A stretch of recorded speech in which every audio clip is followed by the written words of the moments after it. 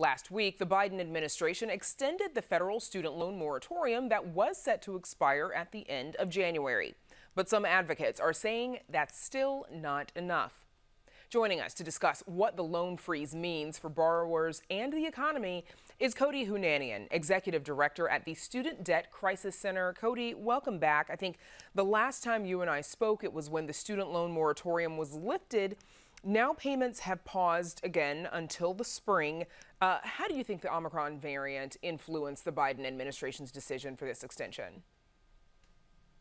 Well, I think the variant is the #1 factor that's influencing a lot of policies, including student loan payments.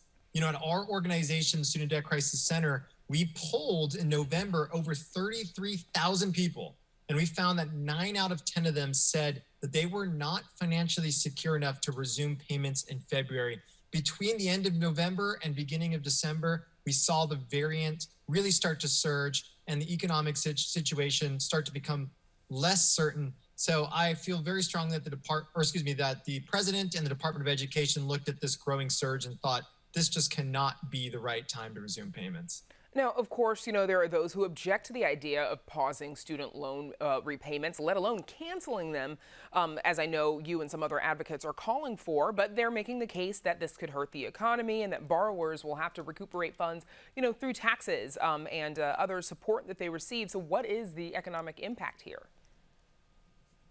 Well, first, I would tell these naysayers, you know, talk to people that you know with student loan debt. I talk to student loan borrowers every day.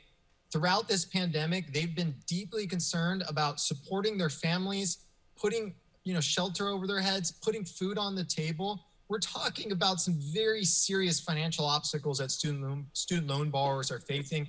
I know it's going to get lost in the macroeconomic discussion about the economy, but just think about the everyday impact that pausing student loan payments, that positive impact, it really means a lot. And as far as go ahead, please go ahead. Oh, as far as that extra burden, you know, recent data from the Department of Ed showed that $85 billion would be ripped out of the pockets of individuals and their families over the next year if payments were to resume. That is going to have a domino effect on the economy as well. All of that said, though, you know, what is the likelihood, the political will? How likely is it that the president does decide to full out cancel student loan debt? Well, you know, the president promised on the campaign trail to cancel at least $10,000 in student loan debt as part of his COVID-19 response.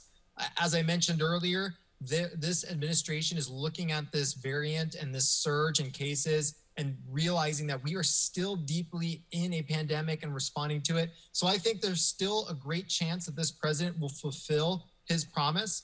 You know, the legal experts have shown, and it's proven, that the president has the legal authority to cancel student loan debt using the same powers he used to extend the pause on payments. So it's just a matter of the president putting pen to paper, signing an executive action, and canceling student loan debt. We're going to continue to fight because we feel very optimistic that we can make it happen. Now, on Wednesday, White House Press Secretary Jen Psaki, she referenced the unemployment rate when talking about student loan repayments. Let's watch. This is an issue both President Biden and Vice President Harris care deeply about.